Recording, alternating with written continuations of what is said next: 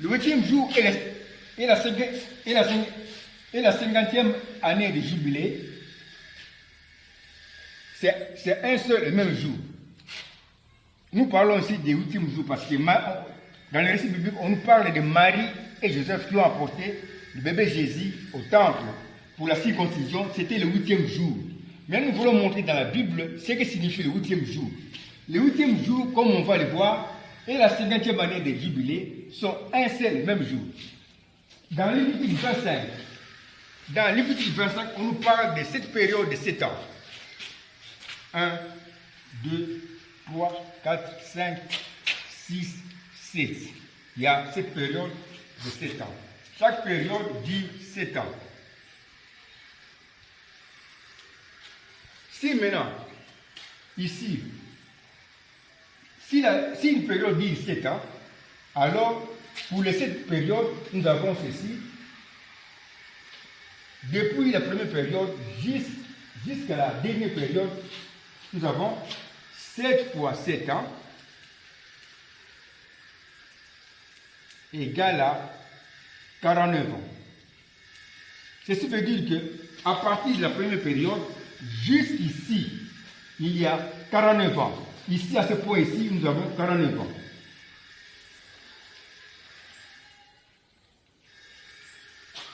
Après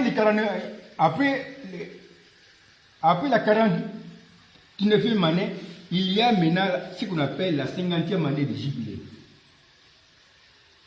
Ça, c'est la 50e année de jubilé.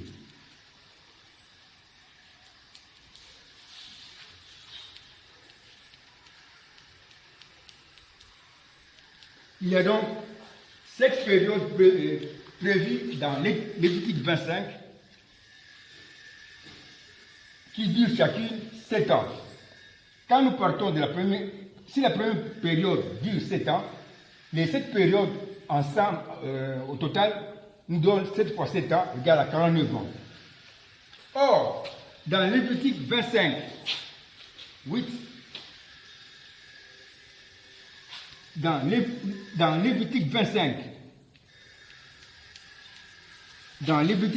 8,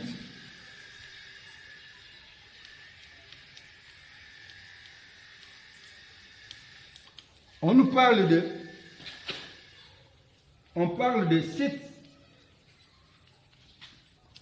7 sabbats d'année.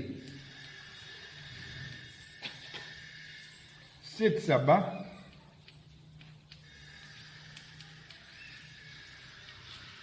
d'année. Nous avons ici 7 sabbats d'année. Ça signifie quoi? Nous avons ici un cas positif. Nous venons ici. La Bible, dans Lévitique 25, au verset 8, nous parle de 7 sabbats d'année. Nous avons ici un cas possessif qui est ici introduit par D. 7 sabbats d'année. 7 sabbats d'année.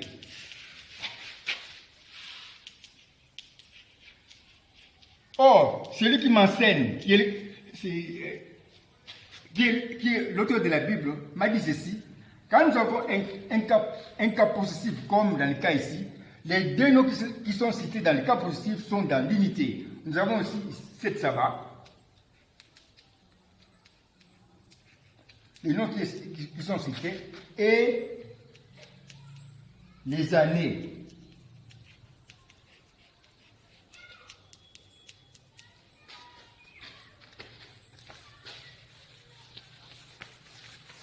Nous avons ici maintenant un petit schéma qui montre l'unité des 7 sabbats et les années.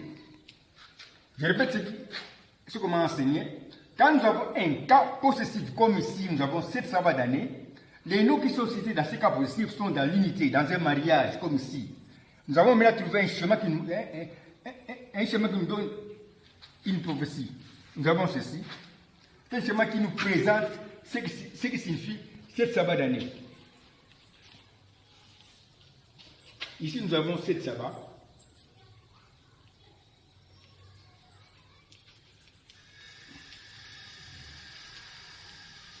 Ici, nous avons les années. Voici maintenant la prophétie. Les 7 sabbats représentent les années.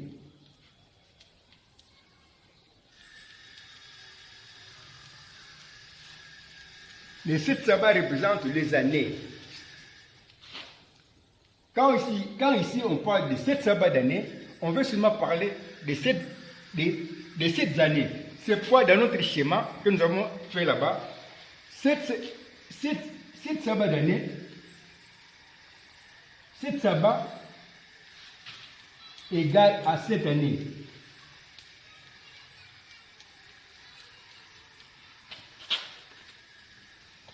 C'est ça, ce qui est promis, disons, dans le cas positif, 7 sabbats d'année. Les 7 sabbats d'année sont seulement les 7 années. On reprend maintenant notre schéma de Lévitique 25. Nous avons dit que Lévitique 25 nous parle de cette période. 1, 2, 3, 4, 5, 6, 7. Chaque période dure 7 ans. Et nous avons vu dans le cas positif là-bas, les 7 ans ici égale à 7 sabbats. C'est la même chose. Parce que quand nous parlons dans le cas positif des 7 sabbats d'année, le chemin ici de prophétie nous a montré, quand nous parlons des 7 sabbats d'année, le chemin des prophéties ici, qui montre l'unité des 7 sabbats et les années, nous montre ceci, que les 7 sabbats dont il est question ici, représentent tout simplement les années. C'est pourquoi nous avons dit que 7 sabbats égale 7 années. C'est pourquoi nous voulons le chemin ici. Nous avons notre chemin. Si dans la première période, nous avons 7 ans, alors, comme il y a cette période, nous avons ceci, 7 fois 7 ans, nous donne 49 ans. Autrement dit, parce que 7 ans égale à 7 sabbats, 7 fois 7 sabbats,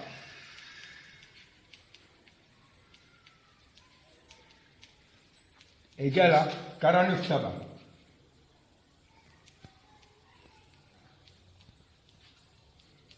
C'est ce que nous avons aussi depuis la première période jusqu'à là-bas. Quand nous arrivons maintenant à ce point ici, nous avons maintenant la 49e année. 49e année, ou aussi le 49e sabbat. C'est la même chose. Parce que nous avons vu que dans les cas positifs, les sabbats sont les années. Alors maintenant, après la 49e année, vient maintenant la 50e année de jubilé.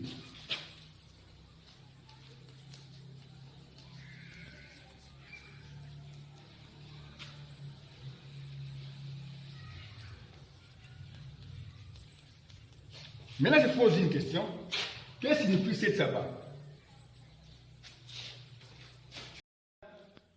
Cette sabbat, la question est bien posée. Or, selon l'auteur de la Bible, nous avons aussi dans cette sabbat un nombre. Le nombre 7 est le sabbat.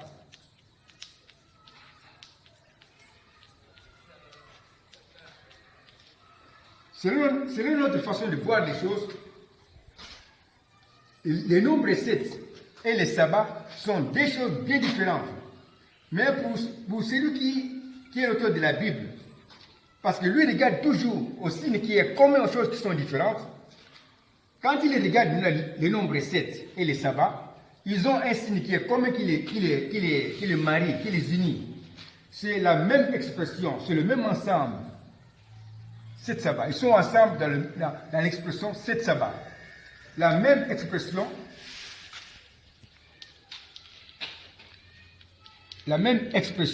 7 sabbats. 7 sabbats devient un signe de l'unité. Parce que nous avons dit ceci, Le signe de l'unité, c'est un signe qui est commun aux choses qui sont différentes, mais un signe qui provoque le mariage de ces choses qui sont différentes, et un signe qui annonce aussi en deuxième position, qui annonce aussi, par ce mariage qui est provoqué, une prophétie biblique. Ici, le signe qui est commun ici, c'est la même expression, 7 sabbats, c'est-à-dire le même ensemble, 7 sabbats. Dans ce même ensemble, nous avons le nombre 7 et aussi les sabbats. Alors, ces nombres, ce signe qui est commun au nombre 7 et aussi au sabbat devient maintenant un signe de l'unité qui marie maintenant le nombre 7 et les sabbats dans une prophétie, comme si après. 7 sabbats devient un signe de l'unité qui unit le nombre 7 et les sabbats.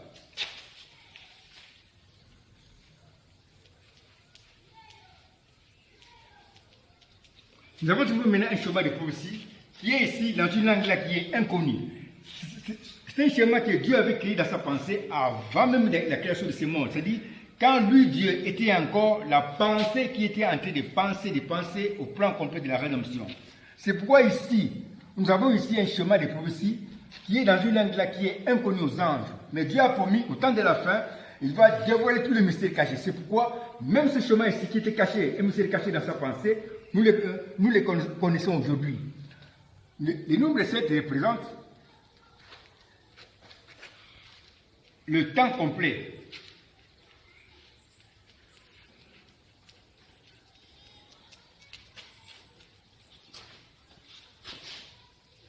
Le sabbat ici, leur unité représente seulement le sabbat.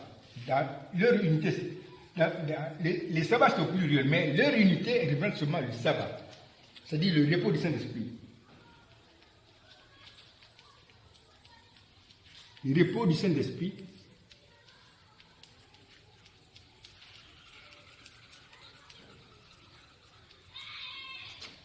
dans un seul âge de l'Église. Dans un seul âge de l'Église.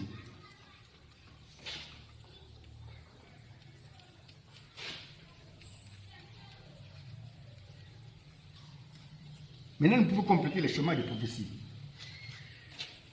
Nous avons dit que dans l'unité du nombre 7 et des sabbats, Dieu a donné une promesse en rapport avec la présentation, disons, de ce qu'il y avait dans sa pensée concernant les 7 sabbats. Maintenant, complétons le chemin, nous avons ceci. Le nombre 7 ici représente le temps complet. Le temps complet, bien la durée spirituelle, le temps complet de repos. Le sabbat représente le repos du Saint-Esprit dans un seul âge de l'Église. Je reprends ici. Quand Dieu nous parle de cette sabbat, pour lequel nous avons trouvé le chemin ici, il voulait seulement parler du temps complet de repos du Saint-Esprit dans un seul âge de l'Église. Ce temps complet du Saint-Esprit, c'est 7 sabbats.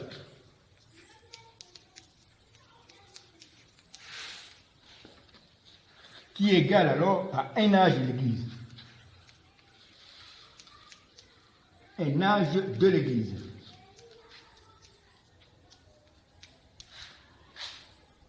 Le temps complet du repos du Saint-Esprit dans un seul âge de l'Église, c'est 7 sabbats qui égale un âge de l'Église. On peut venir ici dans notre chemin.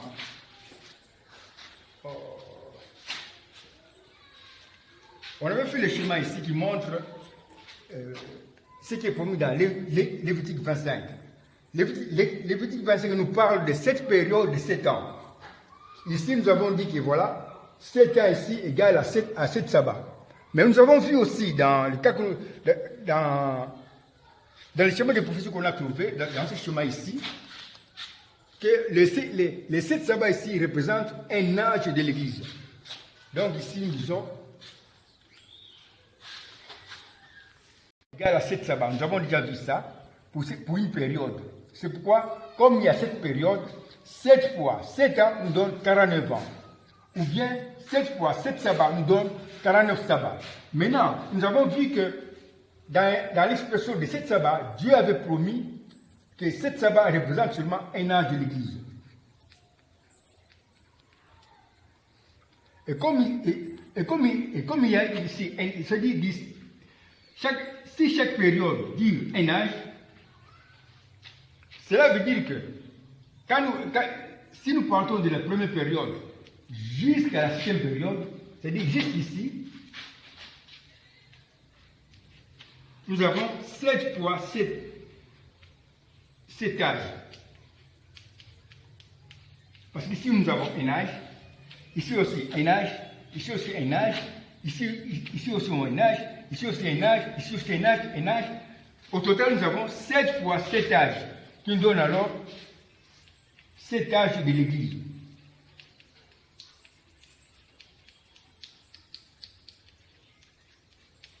Or, un âge de l'Église représente aussi un jour de l'Église. Ça aussi, on peut l'appeler un jour.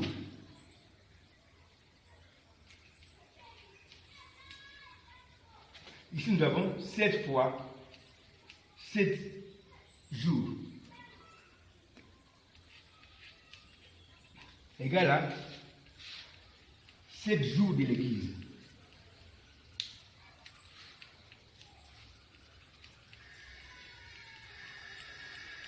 Je répète un peu ici pour un peu de précision. Ici, nous avons vu que les 7 ans égale seulement 7 sabbats. Ici aussi en bas, nous avons trouvé que dans l'expression de 7 sabbats, Dieu avait promis un âge de l'Église. Un âge de l'Église égale à un jour spirituel de l'Église. Ce n'est pas un jour naturel, mais un jour spirituel. C'est pourquoi, comme nous avons ici 7 périodes, les 7 périodes ici représentent les 7 âges de l'Église. Les 7 périodes ici représentent aussi les 7 jours de l'Église. C'est pourquoi nous pouvons ajouter ceci. Quand nous partons depuis la première période, depuis le premier âge jusqu'ici à la fin, au 7e âge, à la fin du 7e âge, nous avons le 7e âge de l'Église. Après le 7e âge de l'Église, nous avons maintenant le 8e âge. De cette période de 7 ans. Et nous avons vu que les 7 ans ici sont les 7 sabbats égale à 7 ans. C'est pourquoi nous avons indiqué ici par la flèche, dans la première période, la durée c'est 7 ans ou 7 sabbats.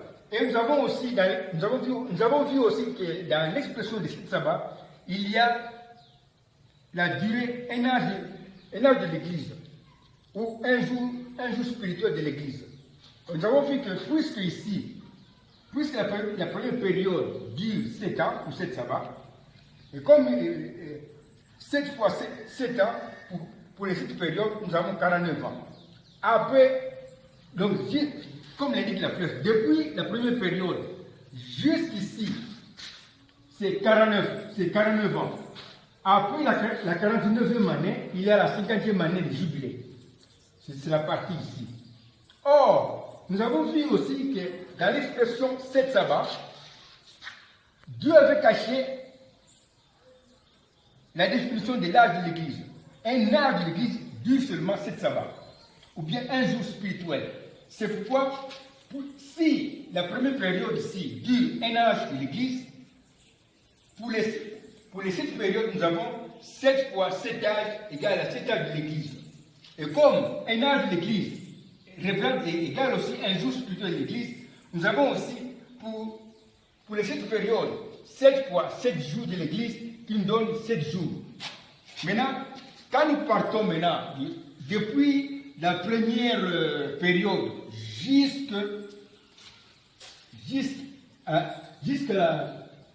jusqu'au dernier âge, nous avons ici le 7e âge de l'Église, ici. Ou bien aussi le 7e jour de l'Église, le 7e jour. Parce qu'ici en bas, nous avons 7 jours de l'Église. Au-dessus, nous avons 7 âges de l'Église. Mais après les 7 âges de l'Église, nous avons le 8e âge de l'Église. Après maintenant, les 7 jours de l'Église, après les 7e jour, nous avons le 8e jour, qui correspond exactement à la 50e année de jubilé. Vous voyez aussi que la 50e année de jubilé, qui vient juste après la 49e année, et le 8e jour de l'Église, qui vient juste après le 8e jour, sont un seul et même jour. Ici, nous avons les 7 âges de l'Église. Mais ici, nous avons le 8e jour, c'est-à-dire la 50e année de jubilé. Et si dans la Bible, on nous parle de Marie et Joseph, qui étaient partis avec le bébé Jésus au temple pour la circoncision qui devait avoir lieu au 8e jour, le 8e jour qui est indiqué dans la Bible révèle seulement la 50e année de jubilé. Ceci veut dire que Marie et Joseph et aussi Simeon sont des acteurs dans un film qui annonce ce qui va se passer au temps de la fin, mais après les 7 ans de l'Église, c'est-à-dire dans la 50e année de jubilé, dans cette période ici. Nous sommes ici dans cette période qui vient après les âges de l'Église. Ça, ce sont les âges de l'Église. Mais ici, maintenant, nous sommes après les âges de l'Église, c'est-à-dire dans la 50e année de jubilé, appelé aussi le 8e jour. Ici, maintenant, on l'appelle aussi le 8e âge. Le prophète Branham a révélé cet âge ici comme étant l'âge de l'épouse qui sera enlevée. L'épouse sera enlevée dans cet âge ici, dans la 50e année de jubilé. Ici, nous avons le ministère de l'enlèvement. Simeon, qui a tourné le film sur l'épouse qui sera enlevée, et Marie et Joseph se retrouvent ici, dans cet âge, c'est-à-dire après les âges de l'Église. Nous allons continuer demain.